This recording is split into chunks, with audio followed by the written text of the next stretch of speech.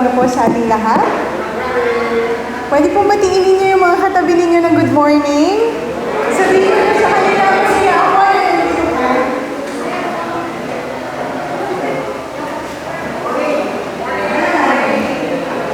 magandang umaga po sa ating lahat. At bagamat hindi pa pupuno ang ating mga upuan, alam ko po mapupuno ito mamaya. At kahit kakaunti tayo ay magpapatuloy tayo sa pag-awit at pagsamba para sa ating Panginoon.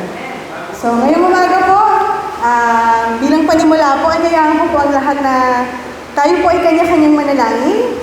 Panalangin po natin yung pwedeng ipanalangin niyo po yung katabi ninyo, o yung mga naiwan sa bahay, o yung mga nasa labas, na kamag-anak, mahal sa buhay natin. And pasalamatan natin ang ating Diyos ngayong umaga sa panibagong araw na ibigay niya sa atin. Manalangin tayo.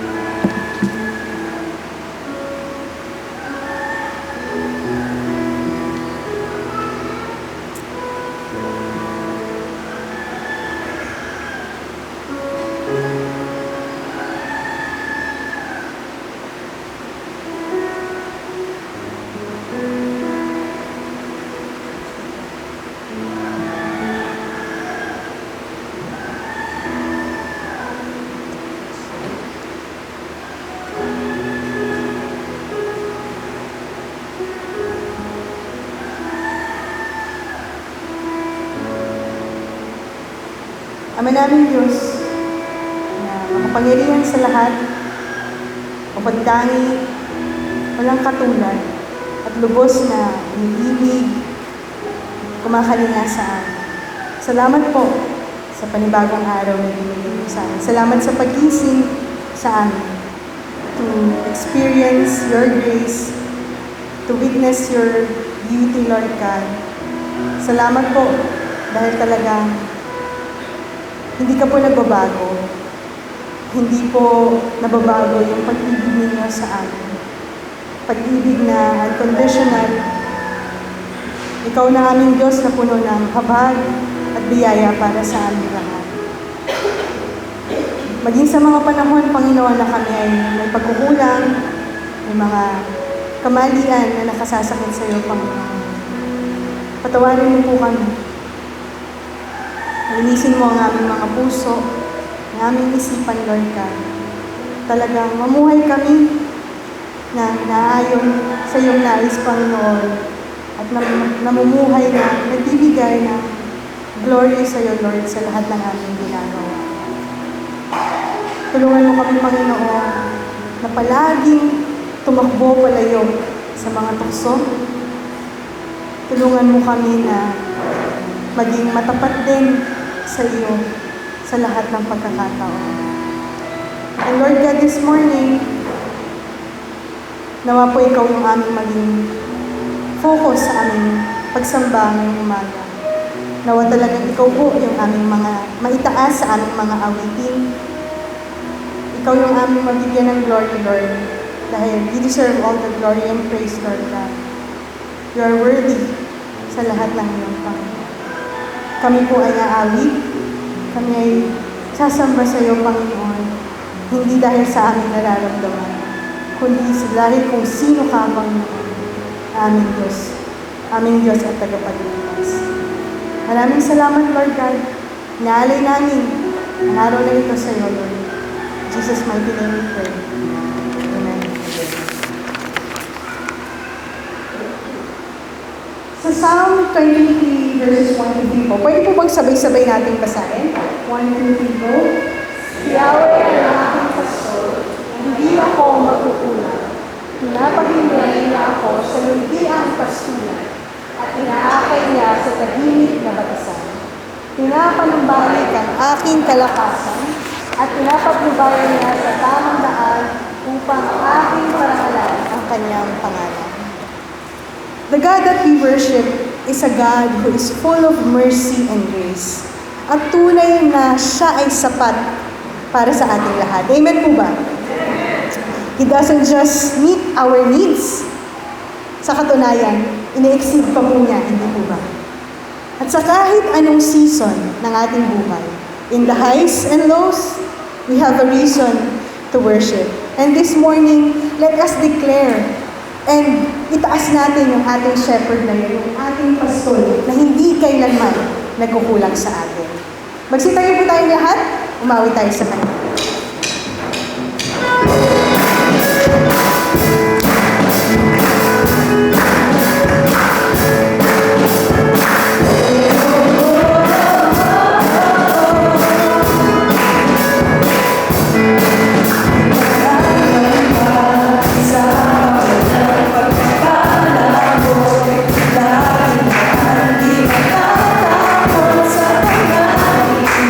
Pagkakailan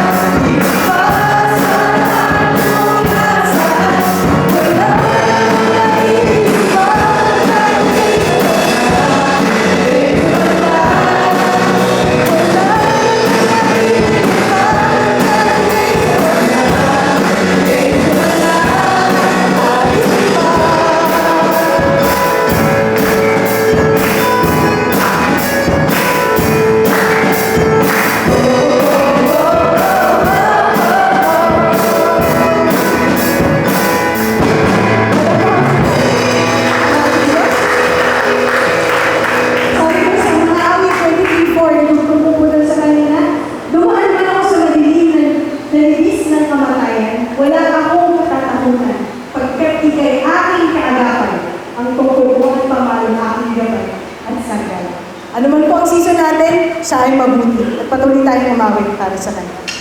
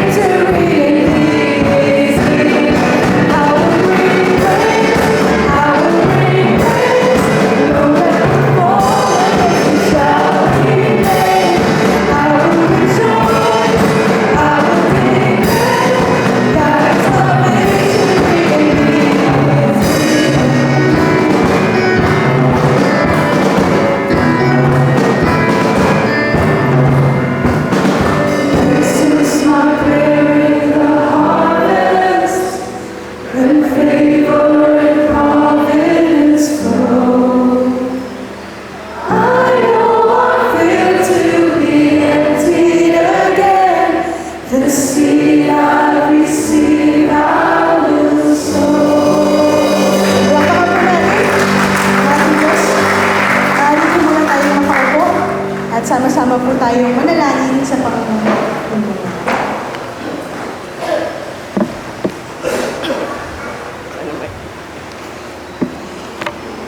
Sana po maintindihan yung aking salita. Pero naintindihan ng Panginoon, so okay lang po hindi nyo maintindihan. No. Okay, manalangin po tayo. Heavenly Father, we come before you with grateful hearts this morning. We thank you for your mercy, for your grace that are new every morning. Yan po ang sinasabi sa Lamentations 3:22 and 23. Salamat po for the gift of life, the fellowship of believers, and the blessings that you continue to pour out in our church. We give you all the glory for every good and perfect gifts that comes from you. We humbly confess, Lord, that we have fallen short of your will sa aming pag-iisip, sa aming salita, at sa aming mga ginagawa.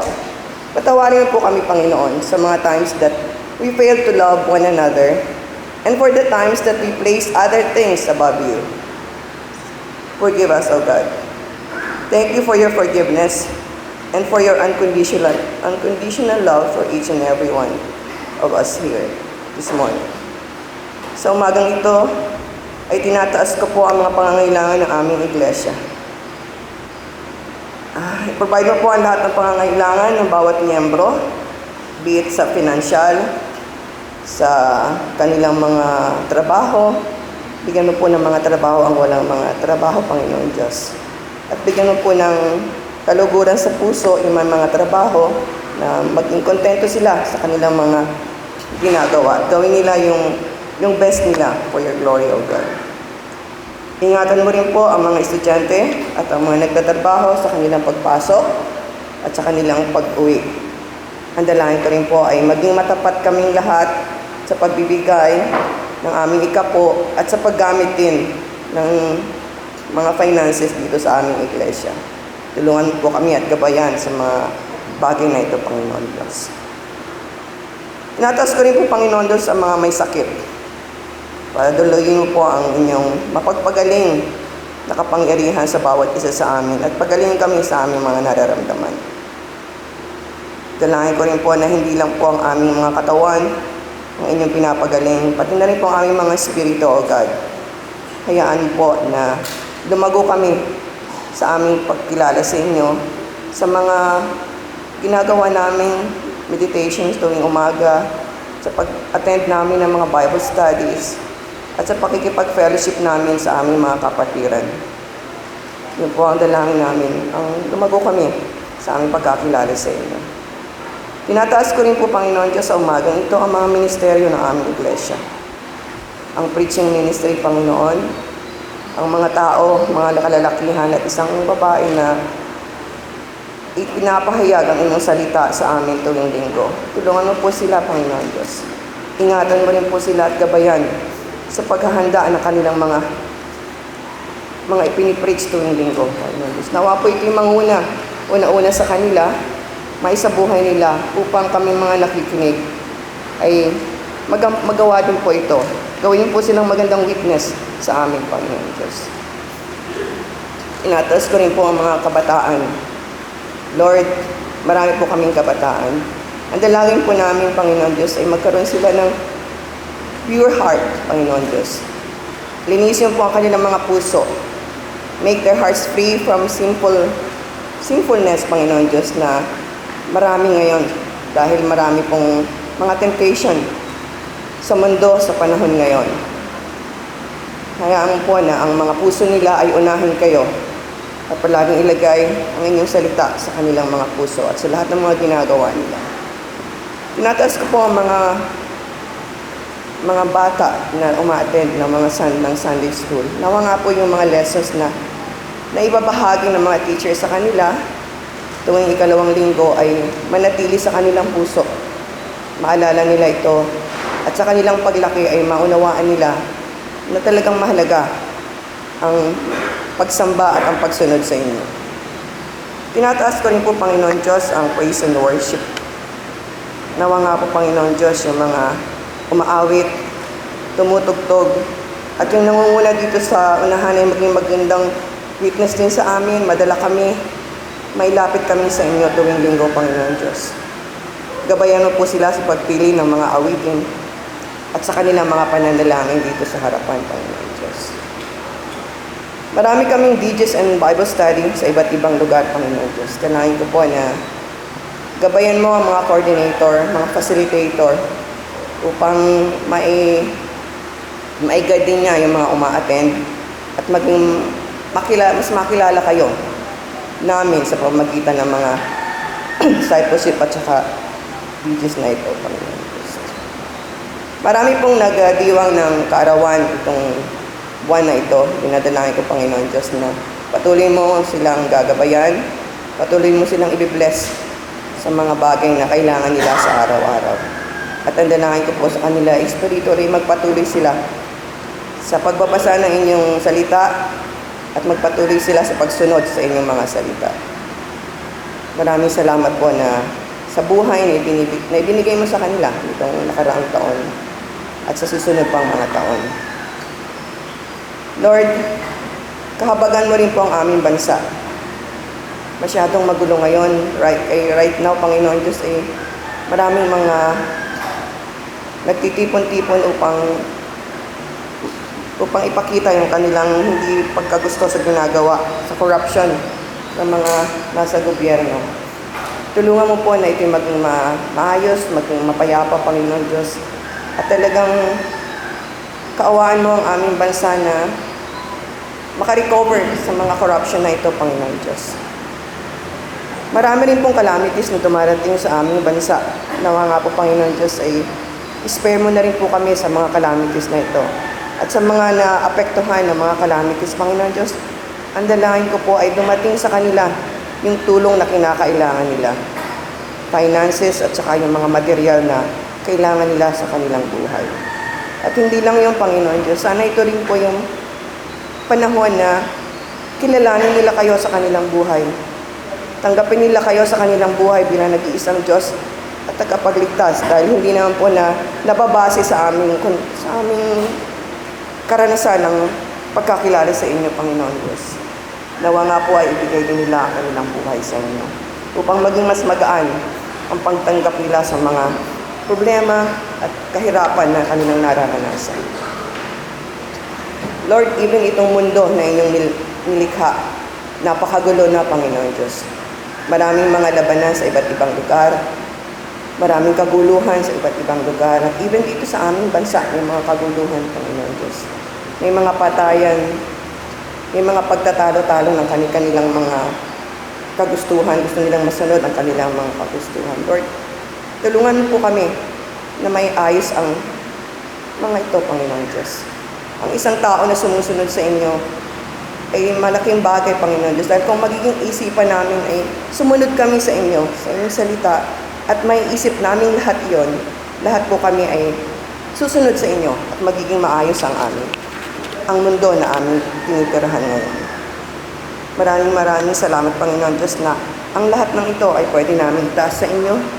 At alam namin na sasagot, ngayon pa lang, Panginoon Diyos, sinasagot niyo na ito.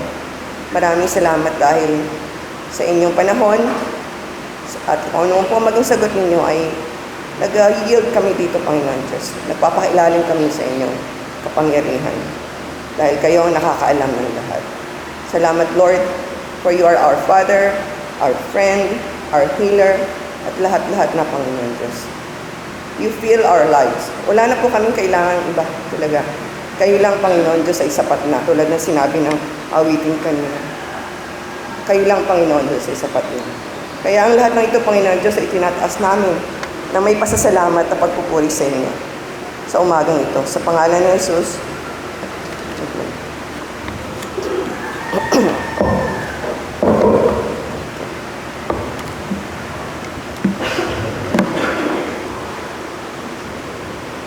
Psalm 3 verses 5 and 6 go. You prepare a table before me in the presence of my enemies. With my head oil, my cup overflows.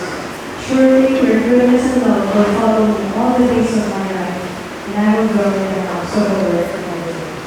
Napakasarap pong panghawakan na meron tayong Diyos na even in the midst of our battles, tayo ay matagumpay dahil siya ay great God. And He is a miracle worker. He is a God who makes a way even if may anything na nakapaligid sa atin. He turns emptiness into overflowing, and He never fails to pursue us with His love and mercy. Ngayong umaga po, inaanyayahan ko po kayong maging tumayo, and let us worship God as His children whose cup overflows, and as His children na nagtitiwala sa Kanya.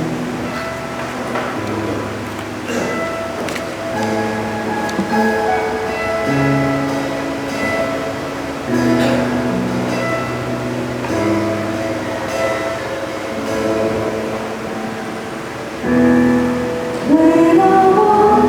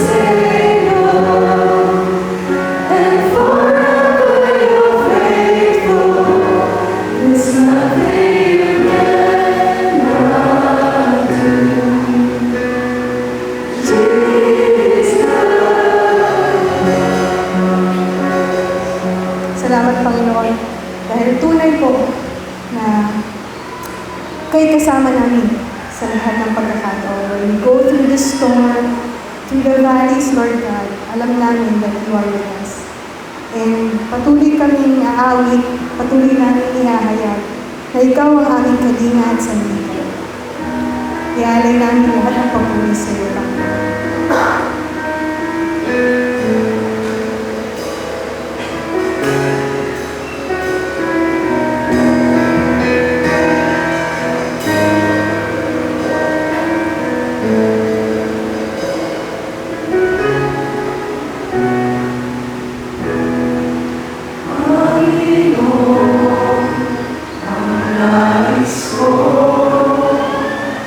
Katandaan mo ay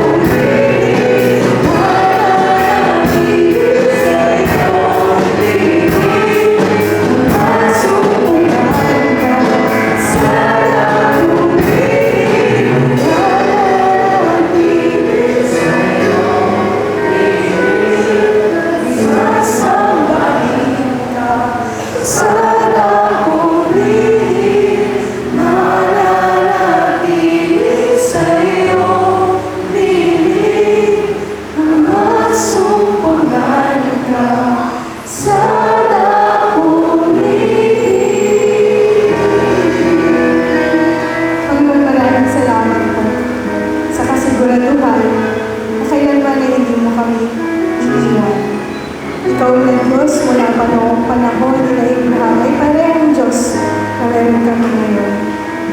Alam namin, ikaw ay tapat at hindi iyon magbabago. Panginoon, ngayong umaga, samahan mo po kami at nawa po ay maging malinaw para sa bawat isa ang iyong mensahe sa pamamagitan ni Kuya Ken. Ikubli mo po siya sa iyong presensya, Lord, at ikaw lamang ang marinig namin ngayong umaga. Namnamin namin ang bawat salitang manggagaling sa iyo, Panginoon, at dalhin namin ito sa amin araw-araw. Salamat po, Lord. Pinupuli ka namin. Pinapasalamat ka sa tanging pangalan ni Jesus. Amen.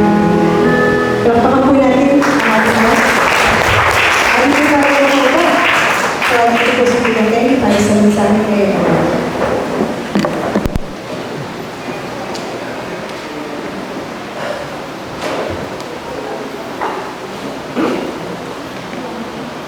Kasi ipapatong ko na lang dito yun. Dito ka, Kuya? Hindi, ito pa ba? Sa... Okay. Thank you.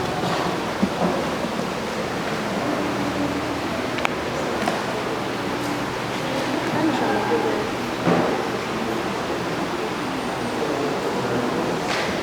Okay lang. Okay.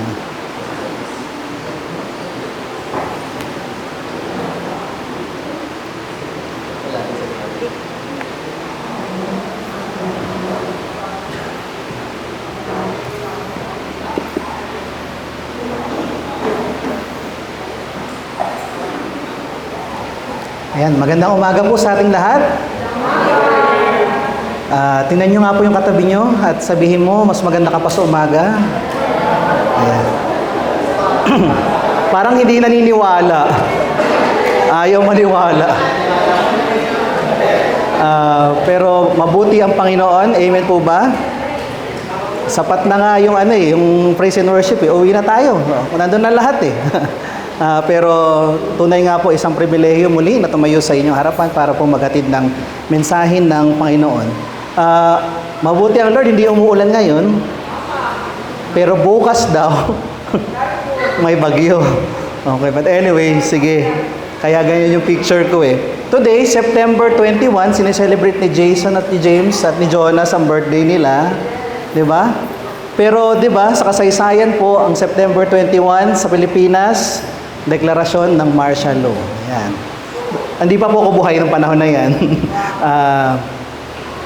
Pero sa United Nations po, today is the celebration of the International Day of Peace. Okay, tingnan nyo nga po yung kakatabi nyo kung mapayapa ang itsura. Okay. Parang malungkot, hindi payapa. Wag naman hindi na mayapa ha, iba po 'yun. Hindi po 'yun. Pero 'di ba? Parang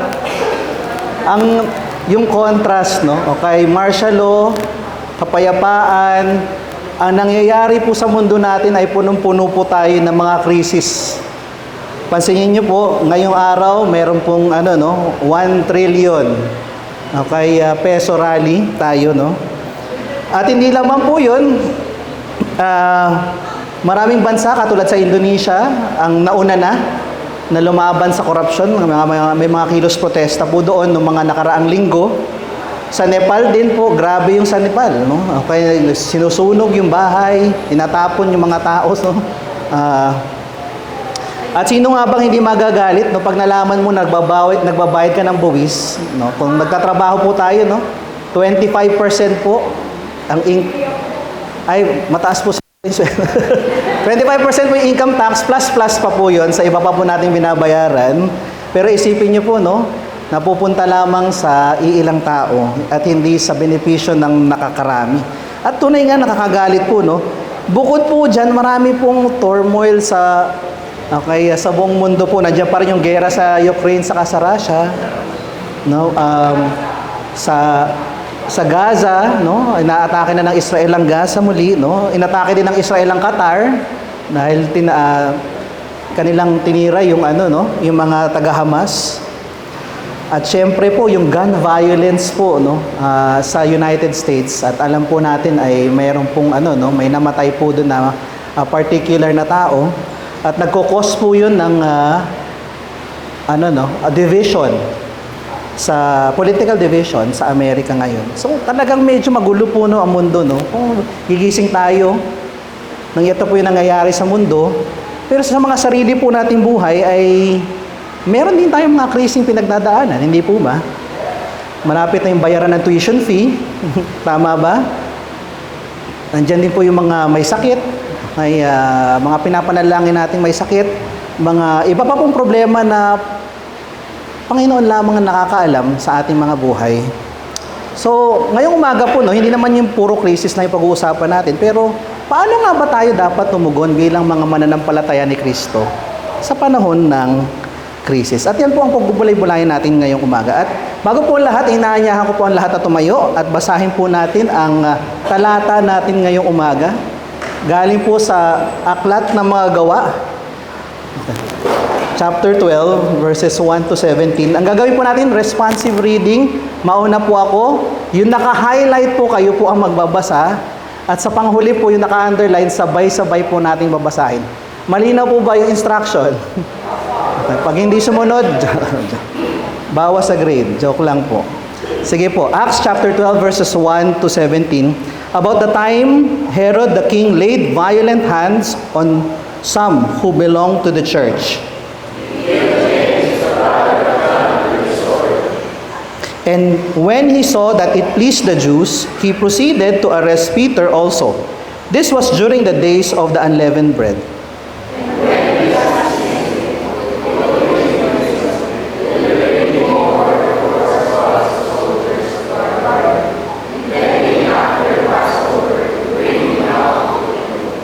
So Peter was kept in prison, but earnest prayer for him was made to God by the church.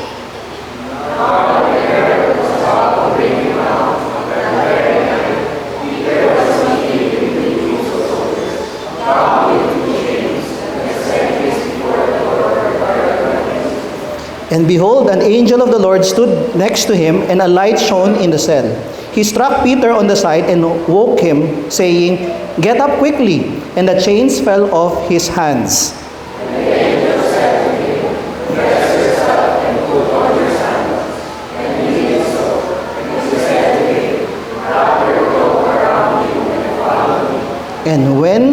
And he went out and followed him. He did not know that what was being done by the angel was real, but thought he was seeing a vision.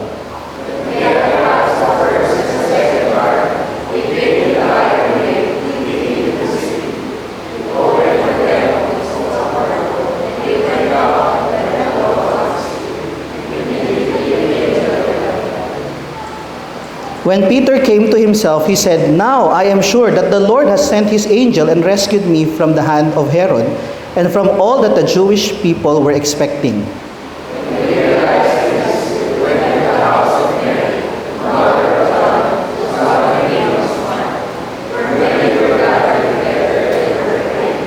And when he knocked at the door of the gateway, a servant girl named Rhoda came to answer.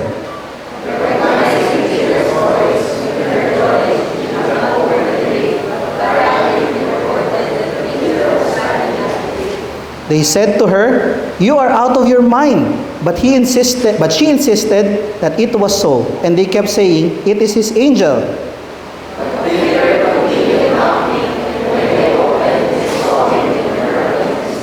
But motioning to them with his hand to be silent, he described to them how the Lord had brought him out of prison. And he said, "Tell these things to James and the brothers." Then he departed and went to another place. Thanks be to God for the reading of His Word. Maaari na po kayo makaupo. Kaya ngayong umaga po, no, medyo mahaba po, pero huwag po kayo mag-alala. Susubukan po nating maging maikli. Okay, may tatlo lamang po tayong katotohanan na titingnan ngayong umaga at sasagutin po natin yung katanungan, how should Christians respond in times of crisis? Ang una po, earnestly pray. Pangalawa po, expect God's word. At pangatlo po, encourage others. Panandalian po tayong manalangin. Panginoon Diyos Ama, salamat sa kabutihan mo po sa aming mga buhay. Salamat, Panginoon, sa pagdadala sa amin dito, sa lugar na ito, upang kami ay magpuri sa inyo, Panginoon, ng sama-sama. Salamat sa kasayaan para gawin ito. At Panginoon, Hayaan niyo po na ang inyong salita ay mangusap sa bawat isa sa amin. Panginoon, kayo po ang magpira-piraso ng tinapay ng buhay. Gamitin niyo po ako as your mouthpiece. At kung meron po akong sasabihin na hindi po naaayon sa inyong salita, ay iwaksin niyo po ito, Panginoon. Panginoon, samahan niyo po kami. Ito po nalangin namin sa matamis na pangalan ni Jesus. Amen at amen. Ngayong umaga po, Book of Acts, mabilis lang po, konting context para po mas maintindihan po natin yung ating pinagbubulay-bulayan. Ang Book of Acts po ay katuwang po ng Gospel of Luke. No? It is said po na yung sumulat na si Dr. Lucas ay magkadugtong po talaga tong narrative na ito. So yung Gospel of Luke at yung Book of Acts. No? Doktor po si Luke, and it implies po na educated po siya. At medyo madalang po yun ng panahon na yon. At the same time po, nagbibigay po ito ng credibility sa kanyang sinulat dahil makikita natin sa kanyang paraan ng pagsulat yung detalye ng kasaysayan na kanyang sinulat po. No? So, yung kabuuan po ng Book of Acts ay nakaangkla po sa katotohanan na nanggagaling po dun sa verse 8 po ng chapter 1. Sabi po doon, Acts chapter 1 verse 8, but you will receive power when the Holy Spirit has come upon you, and you will be my witnesses in Jerusalem and in all Judea and Samaria and to the ends of the earth. Very, very interesting po, no? Dahil hindi po ba tinawag ang bawat mananampalataya na maging witness ng Ebanghelyo ng Panginoong Hesukristo para po sa iba. At ganun din po, no? Nag-end po yung Book of Luke, no? Ito po yung huling bahagi, Luke chapter 24 verse 48. You are witnesses of these things. So malinaw na malinaw po na itong Luke, okay, and Acts po na narrative ay may emphasis po for witnessing po. No? Makikita po natin dyan, no? Sa outline pa lang ng buong aklat po ng Acts, puro yung salita pong ginamit po. Witness, witness, witness, witness. Ang ating pong teksto ay nandun po sa pangatlo, no? Okay, witness beyond Jerusalem. At matatapos patuloy po, no? Yung witness na theme, pagiging witness po na theme ng aklat na ito. Kaya naman po na mararapat lang na masabi po natin na tayo bilang mga mananampalataya ng Kristo, we are called to be a witness. Hindi lamang po yung boldly sharing our faith to others, kundi po sa pamumuhay po natin. Amen po ba? Kasi baka sabihin yung witnessing is yung pag-share lang natin ng gospel. Pero alalahanin po natin na sa communication, in theories of communication po, verbal communication po ay mas maliit pong percentage in comparison to non-verbal. Kaya nga po lagi po sinasabi po, no, na yung buhay natin ay isang witness, saksi po sa ating pananampalataya kay Kristo. Amen po ba? Kasi mas marami po nagbabasa ng buhay natin kaysa po nagbabasa ng Biblia. Kaya naman po, no, okay, nararapat lamang po na maging witness po tayo sa ating pamumuhay. Kaya nga po, no, ang magandang tanong kanina na binanggit ko po, paano nga ba tayo magre-respond sa panahon ng crisis po, no, bilang mananampalataya ni Kristo? Ngayong taon po, nagtuturo po ko ng personal development. No? Nakakatawa po itong subject na to sa senior high school.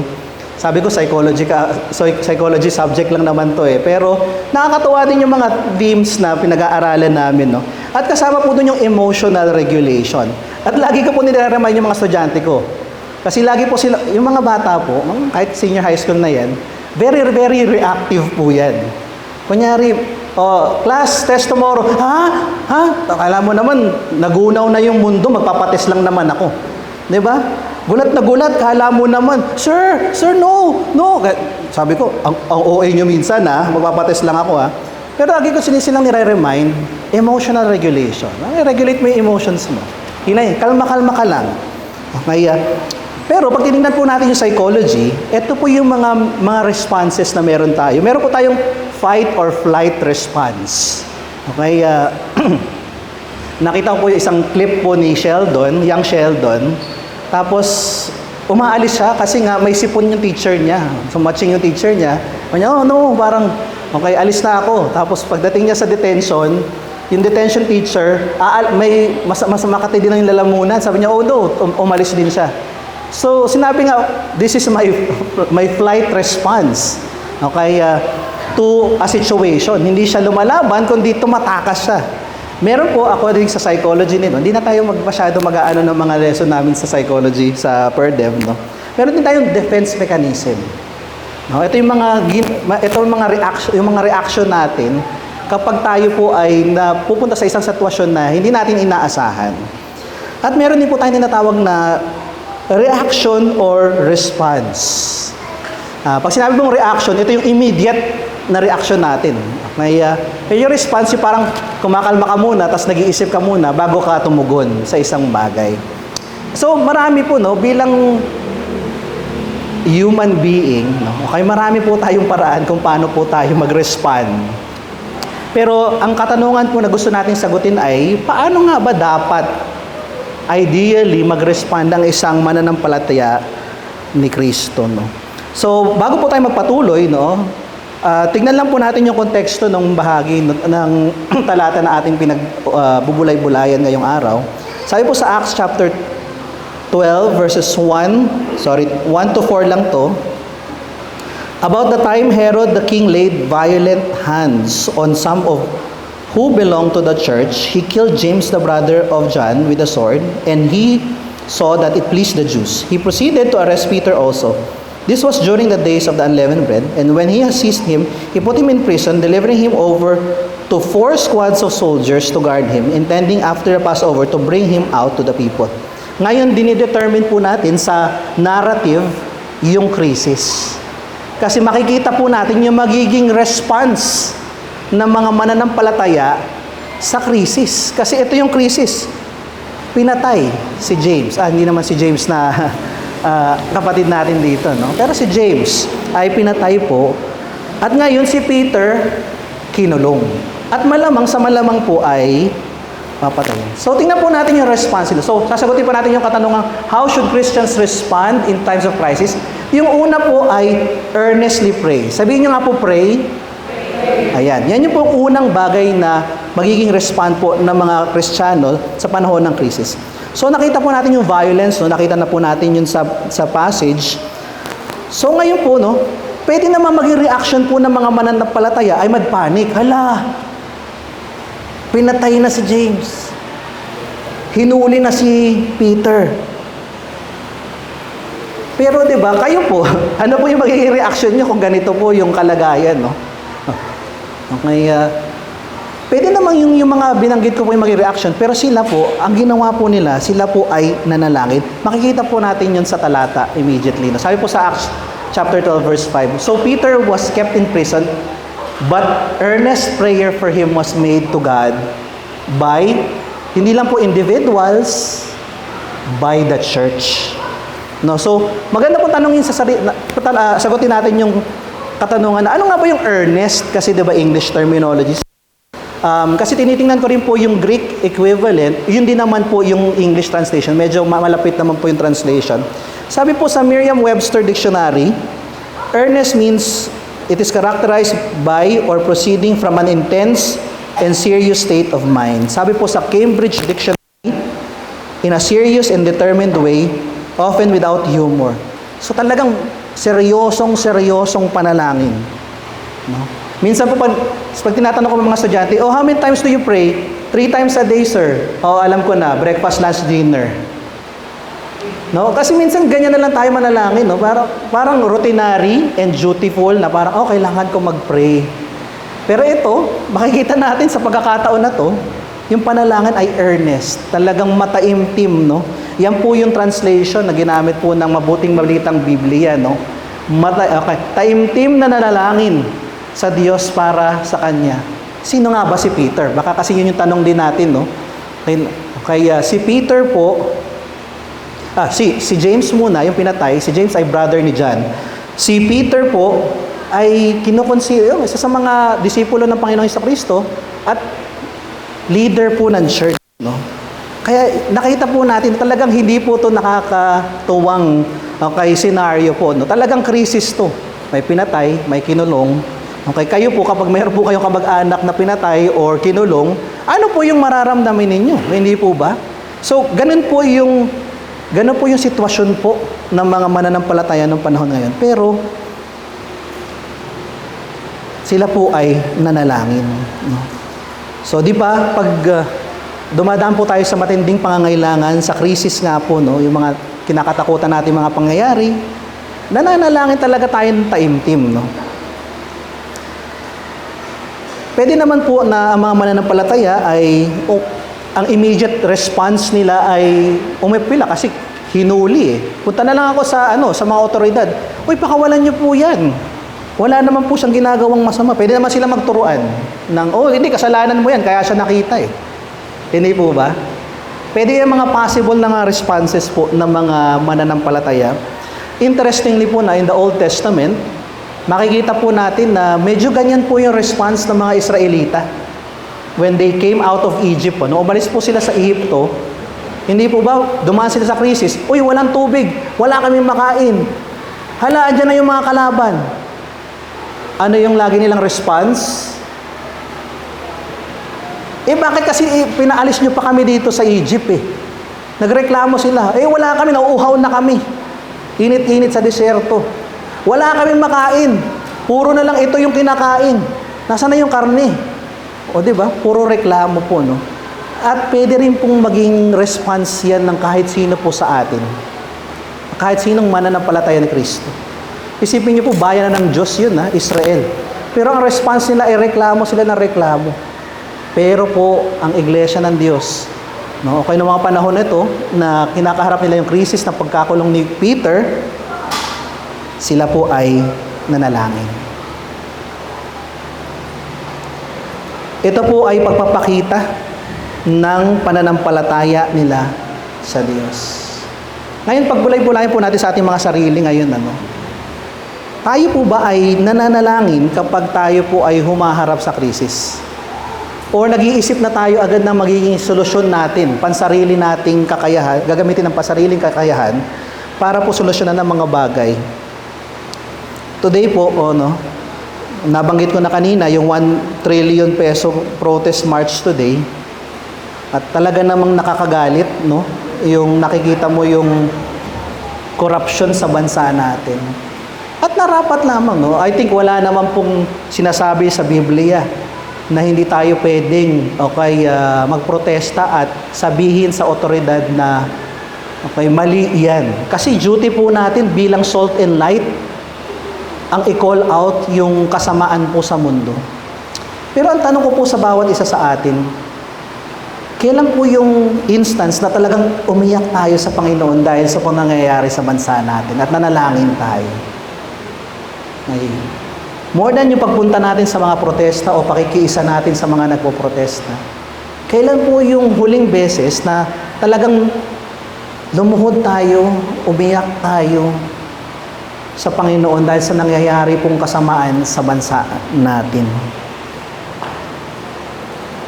Nakakatuwa po na laging kasama po sa prayer bulletin natin, prayer time natin yung bansa natin. Pero personally po, kayo po, no, as a person, as a follower of Christ, kailan po kayo huling umiyak sa Panginoon dahil nakikita niyo po yung injustice sa ating bayan, nakikita niyo po yung kahirapan sa ating bayan, nakikita niyo yung kasamaan sa ating bayan. At tayo just nananangin lamang tayo, no, sa Panginoon. Ngayon, ito po'y hamon sa atin, no.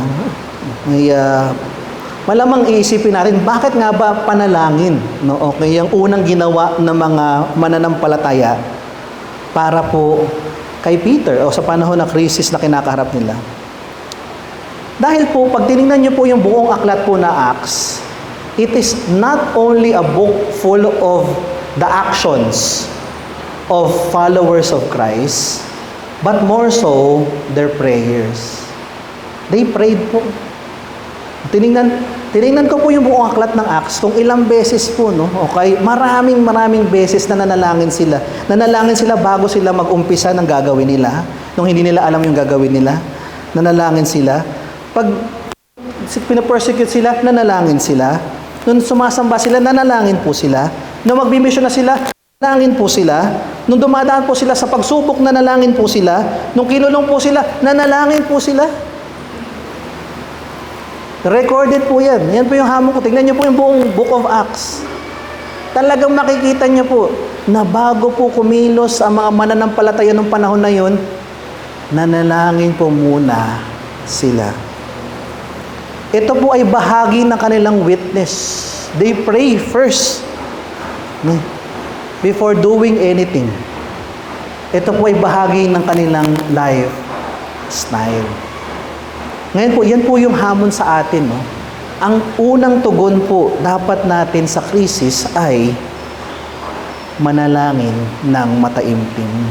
Ngayon po, no, kaya tapos na tayo sa unang, no, kaya katotohanan po na ating tinitingnan ngayong araw, no.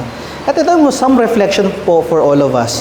Sabi po dito, no, kaya sa ating pamumuhay bilang isang mananampalataya ni Kristo, ang una po ba nating tugon sa panahon ng krisis sa buhay ay magreklamo o manalangin? Bakit po? No? Pangalawa po, sa paanong paraan po ba tayo nananalangin sa Diyos?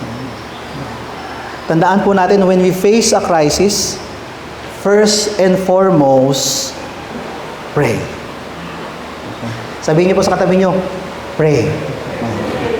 Kaya, so, sige. Yan po madaling matandaan po, no? We earnestly pray. Ngayon po, no? So, bukod sa panalangin, ano po ba dapat ang response natin, no? Okay? Bilang mga mananampalataya ng Kristo sa panahon ng krisis.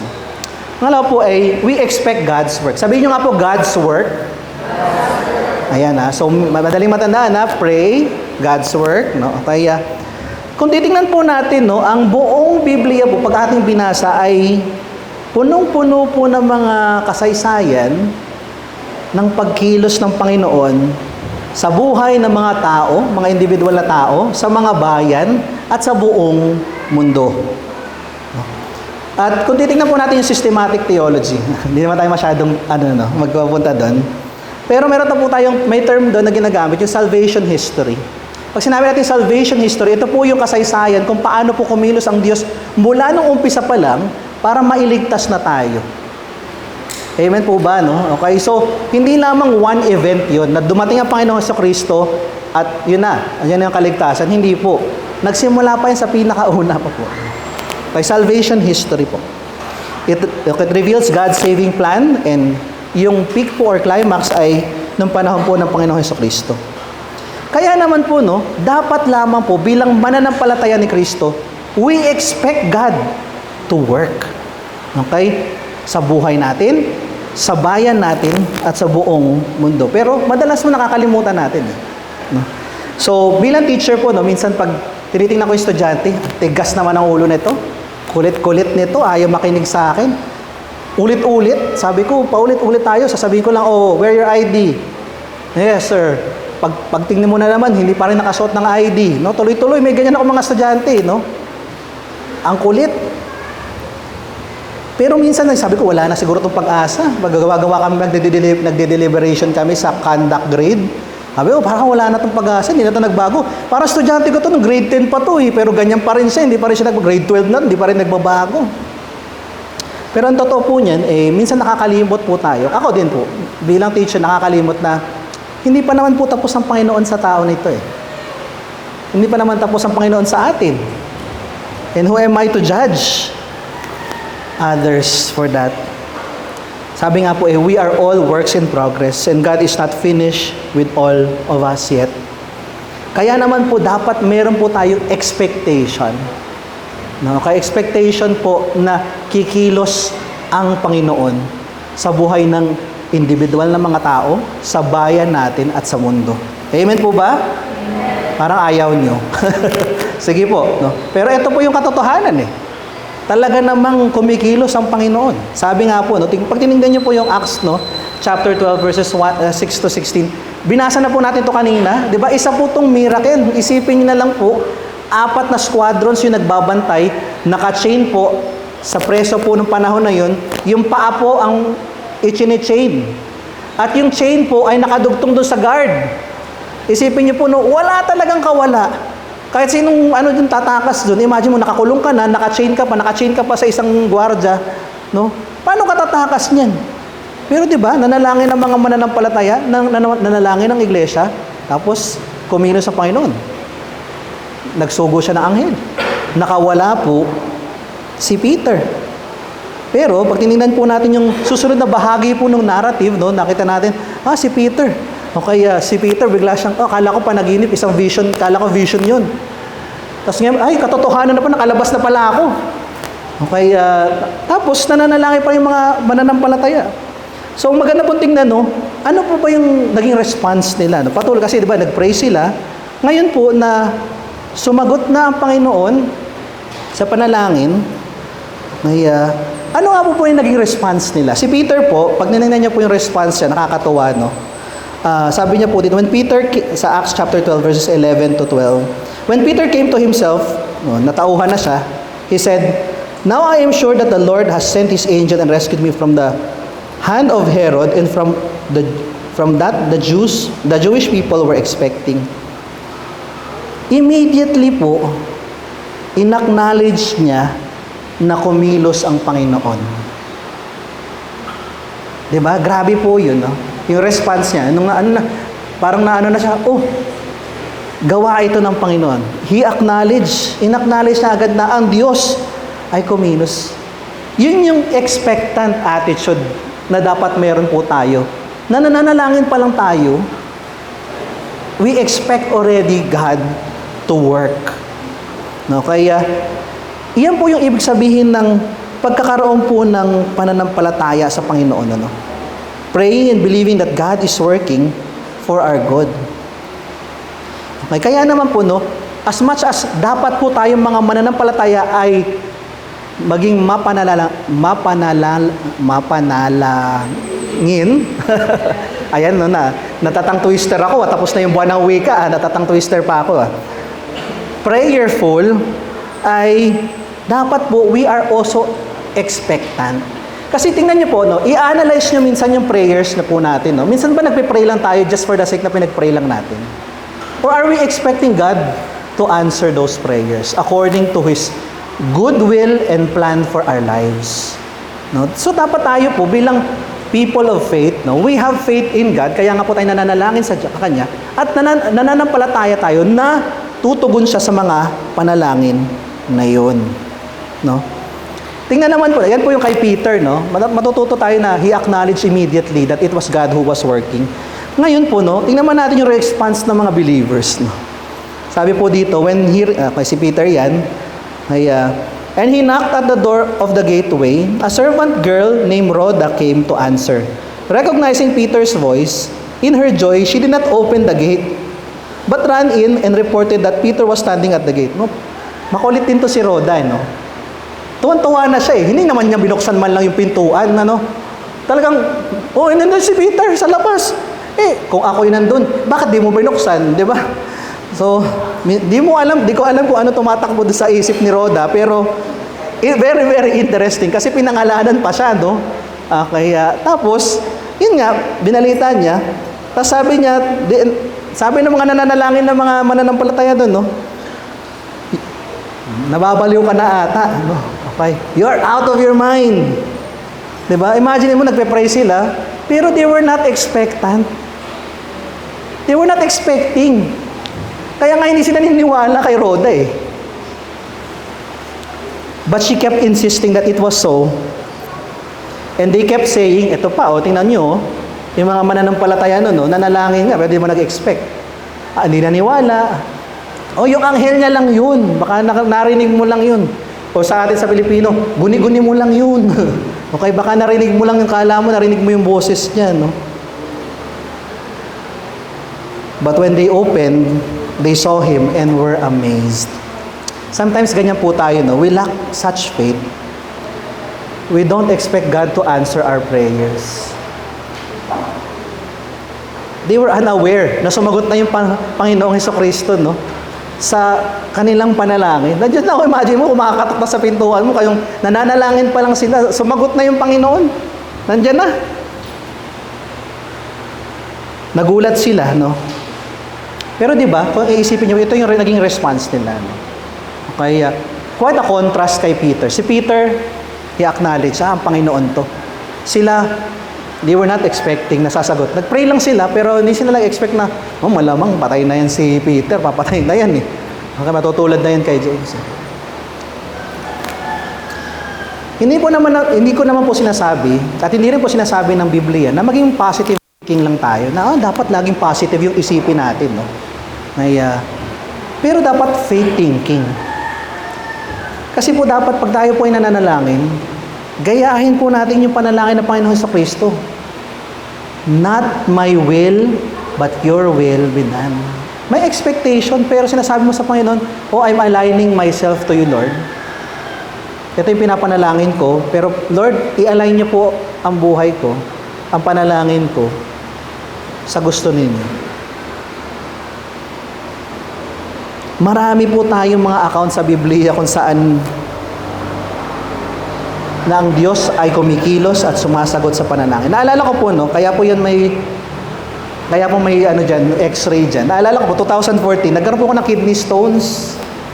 Okay, at sabi po nila, yung kidney stones daw, yung pain ng kidney stones ay mas mataas sa panganganak ng mga babae. So sabi ko parang, so feeling ko na nanganak na ako. Okay, hindi naman siguro, pero masakit talaga. Hindi ko po alam kung naranasan niyo po yung ganong klase sakit, pero yung namimilipit ka na sa sakit, tapos hindi mo, di ba pag may masakit yung tiyan mo, parang nagbe-bend ka, no? Humahanap ka ng pwesto, wala talagang pwesto. Nasa ospital na ako, sumusuka na lang ako sa sakit. No, okay, nakakatawa po, nasa emergency room ako ng Medical City, malalim po masyado yung mga veins ko. Hindi ako malagyan ng swero. Isang doktor, 3 nurse na ang sumubok maglagay. Sabi ko, turukan nyo na ako ng pain reliever. Napakasakit talaga. Ang panalangin ko, sabi ko, Lord, sana wala na talaga ito. Pero kasi, pag inisip mo yung kidney stones, marami pang komplikasyon yun. Hindi lang yung sakit. Baka nandun pa siya sa kidney. Baka kailangan pang i-laser o i-shockwave treatment. Naku. O baka worse, baka operahan pa, no? So sabi ko, Lord, wag naman. May, di ba? Crisis. Pero tandaan po natin, no? Ang Panginoon po ay hindi po yan basta na lang, kasi pinalangin ko, sasagot ng Panginoon ng ganito. Pero tandaan po natin na kapag tayo po ay nanalangin, aasahan po natin na sasagot ang Panginoon, pero po naaayon po sa kabutihan niya at sa plano niya po para sa ating mga buhay. At praise God, plano niya na hindi naman ako operahan o mag-shockwave treatment at nailabas ko lang yung stone, okay, na-flash out lang ng kusa. No? So nadaan na lang sa gamot, nadaan na lang sa sambong. Okay, at pag-inom ng maraming tubig. And praise God, no? Ako sa akin, miracle yun eh. Kasi ang sarap po kumain ng maalat eh. Kaya ayun. Kaya ngayon, kahit kumakain ako maalat, marami na akong iniinom na tubig. Okay. Para balanse, joke lang. Okay. Mag-ingat po tayo sa kinakain natin. No? Dapat po, bilang mananampalataya, our response to crisis is hindi lamang tayo mananalangin, pero umasa po tayo, nakikilos noon. Amen po ba? Ayan. Tapos na tayo sa pangalawang punto po. Hayaan ko po na mag-reflect po muna kayo sa mga katotohanan na to. Ang una po, tayo po ba ay nananalangin nang may pag-asa sa natutugon ng Diyos nang naaayon sa kabutihan at mabuting plano niya para sa atin? Pangalawa po, atin po bang ina-acknowledge na ang mga sagot sa ating panalangin ay galing sa Panginoon? Tandaan po natin, as we pray, expect God's work. So dalawa po yun. Ano po yun? Earnestly pray, expect God's work, at panghuli po, encourage others. Sabihin niyo nga po, encourage. Okay. So, kami po sa eskwelahan namin, tinuturuan po namin mga bata namin na mag-thank you. Parang common courtesy po yan. Pero kailangan po talaga yan ituro, no? Manners, no? Lalo na po sa mga security guard po namin, sa mga janitor, janitress namin, sa any staff na meron po kami, laging nagde-thank you. Dapat ang mga bata. Kunyari, okay, pinagbuksan sila ng elevator, thank you po ate, thank you po kuya. Okay, dapat po yan. Naninita po kami. Ako po naninita ko. Okay, pag hindi po yung nagte-thank you yung mga bata, no? So bilang teacher po, nauna din kami, no? Para as an example po for others, especially sa mga estudyante po, nagte-thank you kami sa mga ate ko. Yun. Ngayon, kahit minsan nagtitingin, kahit, di ba, minsan pag Pilipino, di ba, ano, tataas ka nila ng kilay, parang acknowledgement lang yun na yun. Pero verbalize namin dahil gusto namin maging example sa mga estudyante. At di ba po, pag sumasagot ng Panginoon sa panalangin, nararapat lang ang attitude natin ay of gratitude. An attitude of gratitude. Pero more than gratitude po, we must tell it to others. No? Okay? Because it can be an encouragement to them. Yan po yung panghuling response po ng mga mananampalataya sa panahon ng crisis. No? They pray, they expect God to answer, and when God answers, they encourage others. Kasi po, ang storya po natin, marahil ay kapareho lang din ang storya ng ibang tao. At may encourage po sila. Kaya nga po, no, kaya nakakatawa din kapag may nag-share po ng testimony. Hindi po ba, no? Kaya sa school po namin, napakahaba po ng testimonial time po, no? Pag every month, kasi may monthly meeting kami, 2 tao ang pinipili dyan. Take the 30 minutes yan nagsasalita. Sabi ko minsan, wait lang, ang haba. Pero pag nakikinig ako, parang, nakakatawa din malaman yung storya ng ibang tao. Nagugulat din ako na parang, kakilala ko to, tapos may ganito pala siyang storya. Kasi nga po, talaga nakaka-encourage yan sa iba. At yan po ang ginawa ng mga, ni Peter,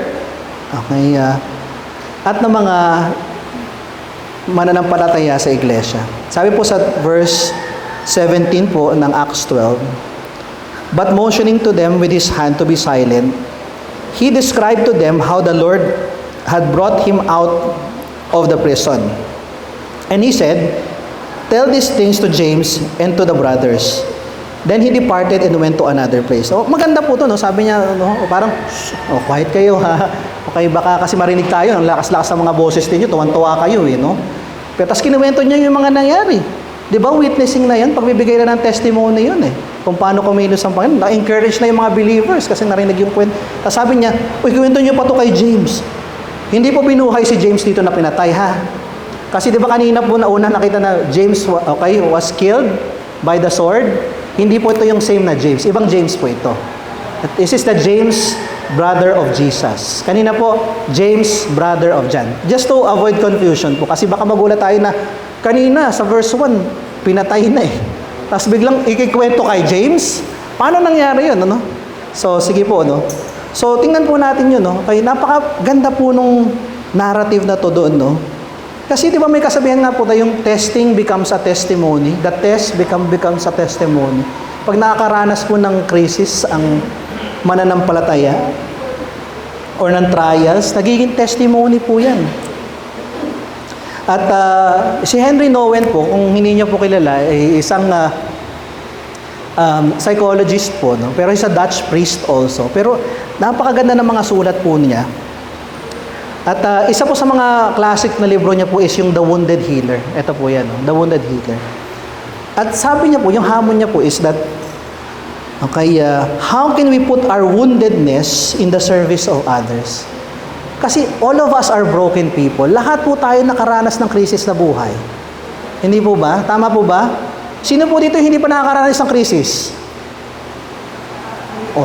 Di ba parang wala naman? Lahat tayo Okay? We're all broken with sin, and because of the sin that continues to reign, in the earth, it causes harm to us also. Nasasaktan tayo ng ibang tao, wounded by others.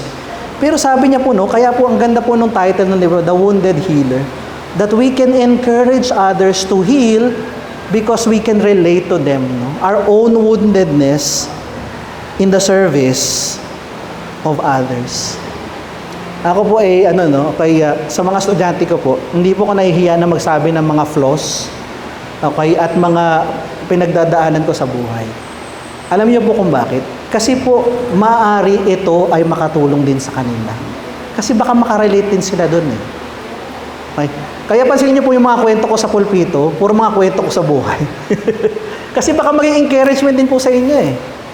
Kahit iba-iba po tayo ng profession, kahit iba-iba po tayo ng experience, yung common thing po is, nandiyan ang Panginoon sa ating buhay at kumikilos siya. Amen po ba? At pwede po tayo maka-encourage sa iba sa pagsasabi ng ating testimony. Our crisis experience and how God moves during those times can serve as an encouragement to others. Iyan po ay dapat nating alalahanin at tandaan. Huwag na huwag po tayong may hiya na ikwento yung pinagdaanan po natin sa iba. Naalala ko po, kaya kasi malapit na ako matapos. Wow, kayo, di ba? Kaya tatama na ba ako ng 40 minutes? Or lumagpas na ba ako ng 40 minutes? Okay. Naalala ko po nung narinig ko po yung testimony ni sino nga ba to?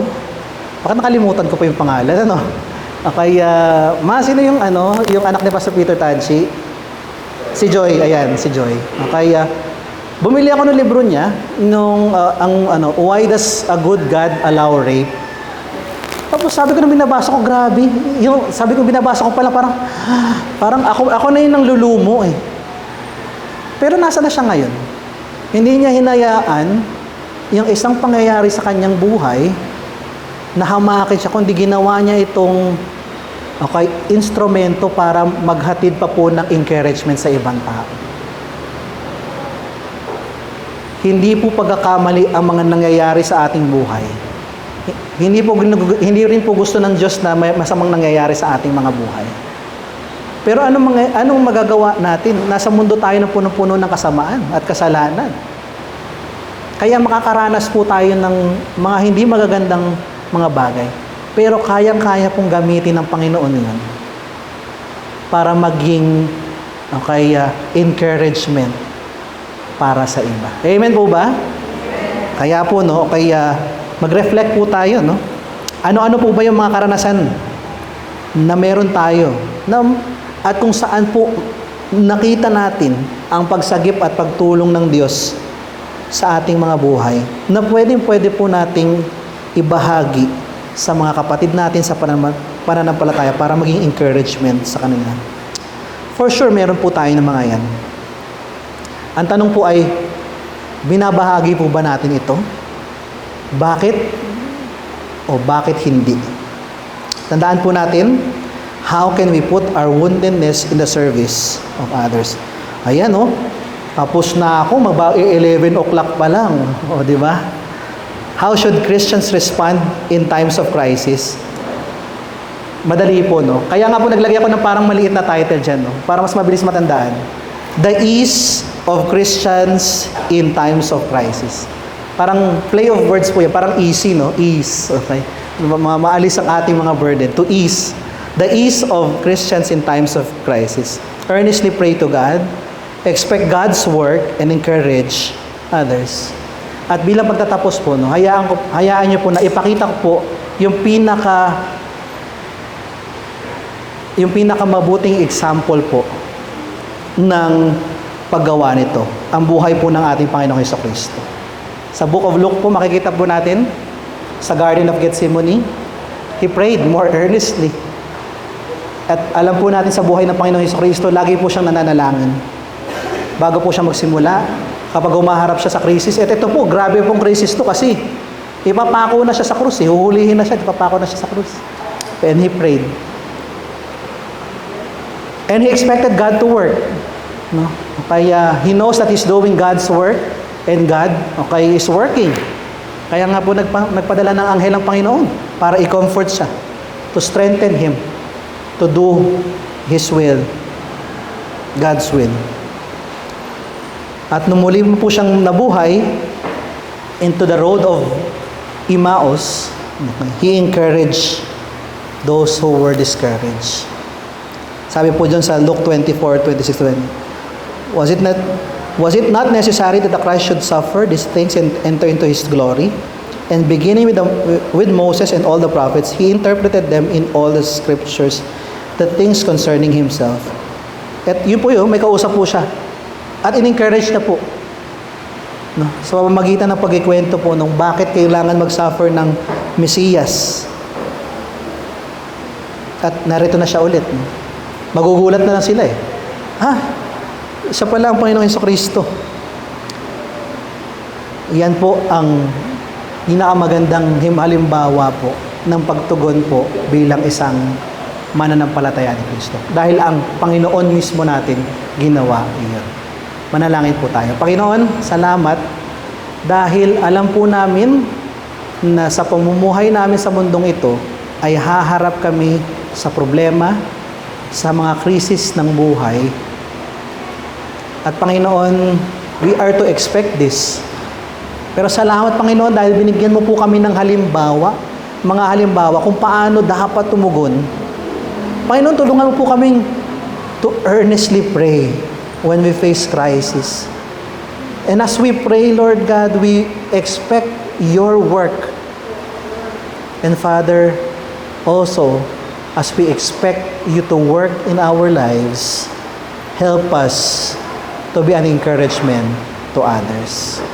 Salamat Panginoon at naway itong mga salitang ito ay hindi lamang po maitanim sa aming mga puso at isipan kundi maipamuhay po namin araw-araw. Ito po dalangin namin sa pangalan ni Jesus. Amen at amen. Magandang umaga po sa ating lahat.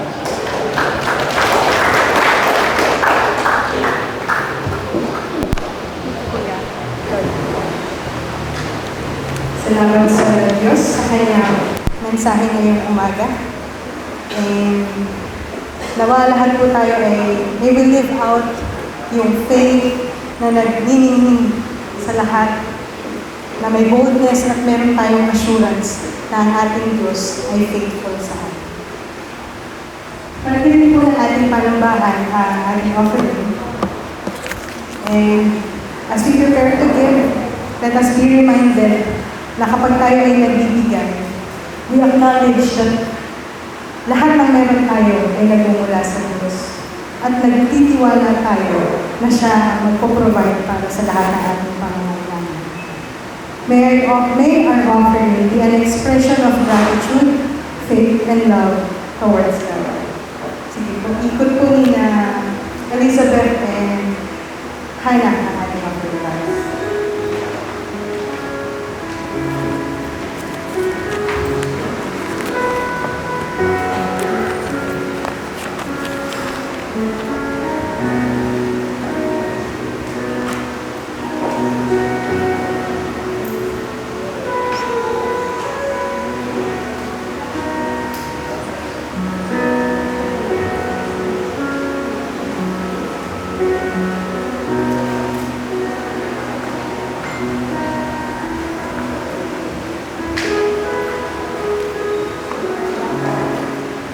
Magsitayo po tayo at tayo ay manalangin.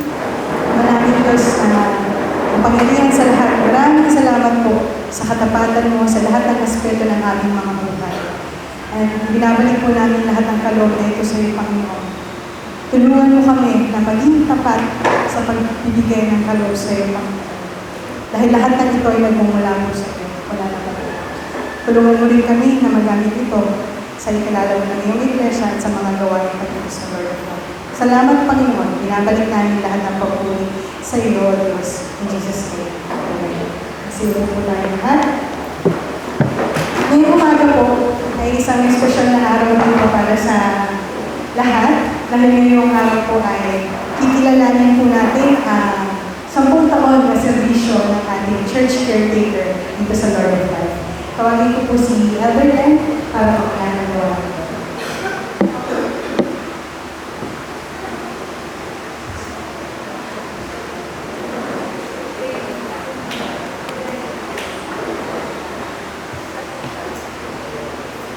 Ayan, magandang umaga po. Nabanggit ni Erica na espesyal ang araw na to dahil kilalanin natin ang kabutihan katapatan ng Diyos sa Lord of Life, sa pamamagitan ng buhay ni Ate Sita.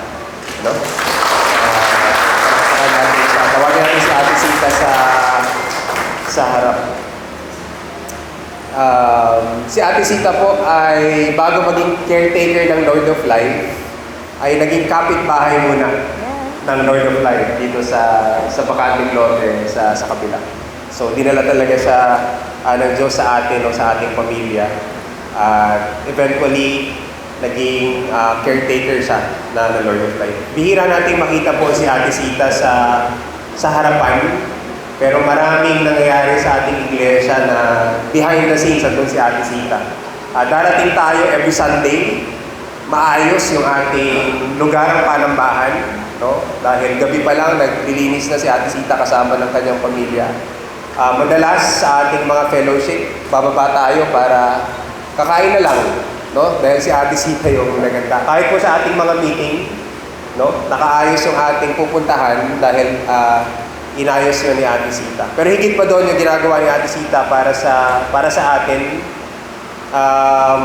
Nakilala din po patuloy nakikilala yung ating iglesia dito sa community ng Doña Carmen dahil kay Ate Sita, no? Marami po siyang kaibigan dito sa community. At si Ate Sita po ang representative natin sa Homeowners Association. So, mga bagay na labas na sa kanyang tungkulin, pero nire-represent niya ang Lord of Life sa mga bagay na yun. Ngayon po gusto nating ibigay kay Ate Sita itong una certificate ng appreciation, no, para sa kanya. In grateful and loving recognition of her faithful and committed service to the Lord as caretaker, no, of Lord of Life since 2015 hanggang 2025. At gusto rin natin pong ibigay itong munting regalo, no, sa kanya. Hindi po to Rolls Royce, hindi to Bentley, pero bibigay natin kay Ate Sita. Walang payong. Pero bahagi ng ating appreciation para sa kanya. Pwede po tayong tumayong lahat at samahan niyo po ako. Ipanalangin natin si Ate Sita, lalo na yung magiging susunod, no, na kalooban ng hindi pa po siya alis. Makakasama pa natin siya, no? Mag-step down lang siya bilang caretaker. Pero patuloy natin siyang ipanalangin ng kanyang pamilya. Ilan na apo mo, Ate Sita? Huwag natin bilangin. Huwag na natin bilangin. Ikaw ba bilang? Confidential. At mag-celebrate po siya ng 65th birthday sa September 20. So, sama po natin yun sa panalangin. Panalangin po tayo, samahan niyo po ako. Sama-sama po natin panalangin si Ate Sita. Panoon, salamat dahil ang Lord of Life Christian Fellowship ay merong Ate Sita. At kinikilala po namin na kayo yung nagdala sa kanya para makilala namin siya at gamitin mo para maglingkod, no, sa buong iglesia, sa buong pamilya ng Lord of Life. Salamat po dahil bahagi na aming pagsamba itong pagkilala at pasasalamat sa iyo dahil sa kanyang buhay. Salamat po at nakilala namin siya, ang kanyang pamilya. Kahit po ngayon na lola na siya, marami ng apo. Panalangin po namin patuloy yung aming napakinggan na salita mo, yung aming inawit, na patuloy mo siyang samahan at gamitin na pagpapala sa lahat ng tao na kanyang nakakasalamuha, hindi lang kanyang pamilya. At lalo na po dito sa community. Hindi po namin alam kung ano ang plano mo para kay Ate Sita sa susunod pa ng mga taon. Pero katulad ng sinabi mo sa Psalm 23, sigurado kami na ang kabutihan at pag-ibig mo ay sasama sa Kanya sa lahat ng Kanyang gagawin at ipapagawa mo pa sa Kanya. Patuloy mo po siyang bigyan ng malakas sa kalusugan. At pinagpapasalamat namin ngayon pa lang yung 65 years din na buhay na binigay mo sa Kanya. Patuloy mo siya, Panginoon, kalingain at ilapit sa iyong puso. At alam mo po, Panginoon, yung mga panalangin na meron si Ate Sita. Bigyan mo siya ng puso na expectant at gamitin mo rin siya para maging encouragement sa iba. Pinupuri namin po kayo, Panginoon, dahil sa buhay ni Ate Sita. At nagpapasalamat kami ng lubos sa kanyang buhay. Ito po ang aming panalangin sa pangalan ni Jesus. Amen. Nakakaupo na po tayo.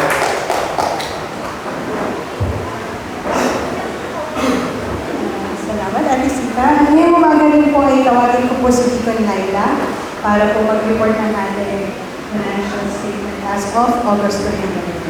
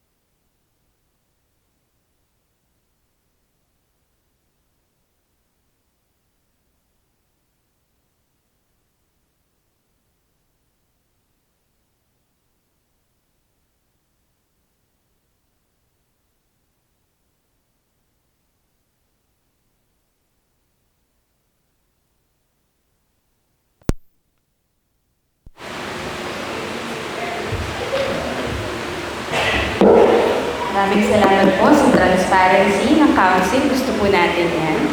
Tinutuloy ko na po sa announcements natin para po sa iyo. Every third Wednesday of the month po natin ginaganap ang ating online prayer meeting that happens at 7 o'clock p.m. via Zoom. At every fourth Saturday of the month naman po at 7:30 a.m. ang ating day of prayer. Pero po tayo ay dumarating ng 7 o'clock para po sa ating breakfast fellowship bago tayo manalangin. Susunod po na linggo ay last Sunday of the month, 9:30 a.m. pa rin po ang ating panambahan. Ako po ang worship leader sa araw na yun at ang preacher po natin ay si Tito Alosilinan sa Luke 18:35-43. Nais ko makikita. Marami po ang nag-celebrate ng kanilang birthday this week.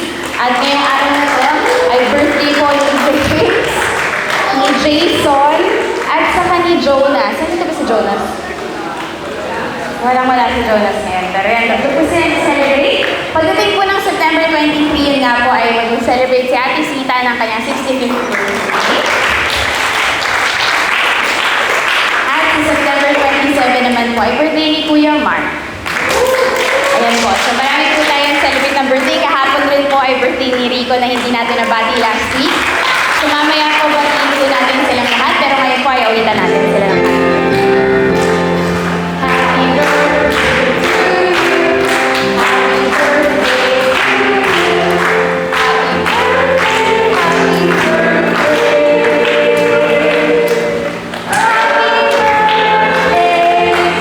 you. Happy birthday po sa inyo lahat. Natutuwa po tayo na meron po tayong mga bagong mukha na nakita ngayong umagang ito na mga kaibigan po nila Hannah at Regine. So kasama po nila si Alexandra, pati po si Chin. Ayan, welcome po to Lord of Light. Sana ay makasama namin kayo sa mga susunod na linggo. Meron pa po bang first timer? Mukha naman pong wala, pero mamaya po magkamayan tayo bago po tayo mag-iwalay.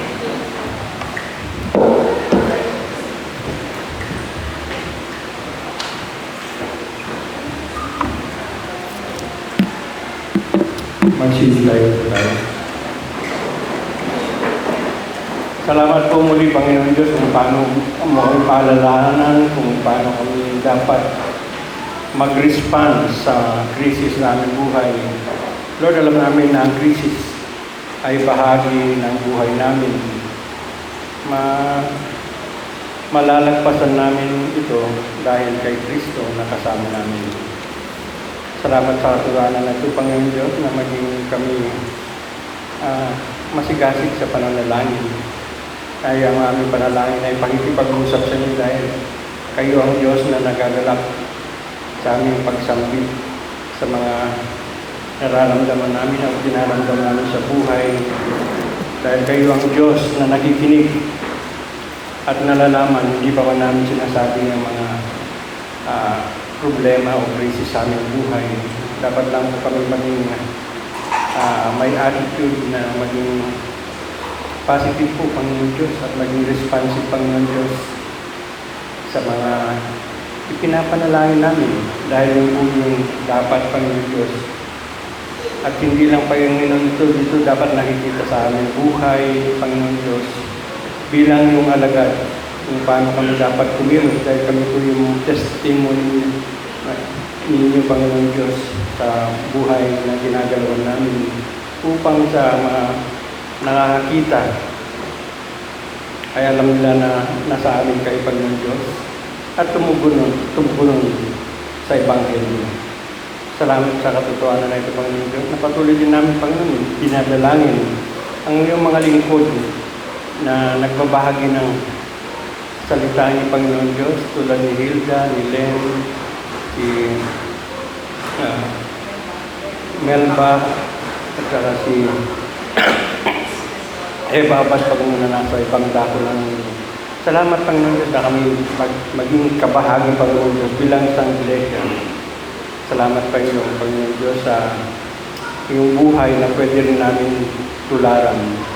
Tulad ng sinabi ni Paul, imitate Christ as I imitate Him, Panginoon Diyos. Salamat, Panginoon Diyos, na meron kami mabuting halimbawa na pwedeng pagtularan. Pinapupurihan ka namin, Panginoon. Tanggapin po natin ang paspas ng Panginoon. sa Kanya na makapag-ingat sa inyo upang hindi kayo magkasala at makakaharap sa inyo ng walang kapintasan at may malaking kagalakan sa Kanyang kalwalhatian.